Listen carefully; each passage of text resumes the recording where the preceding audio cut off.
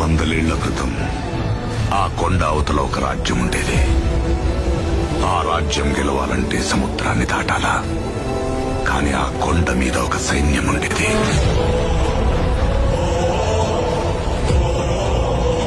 దేశం జల్లెడపట్టి రాజు తెచ్చుకున్న సైన్యం. కులం లేదు, మతం లేదు, భయం అసలే లేదు.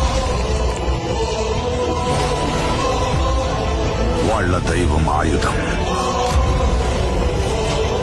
వాళ్ళ ఆయుధం ధైర్యం.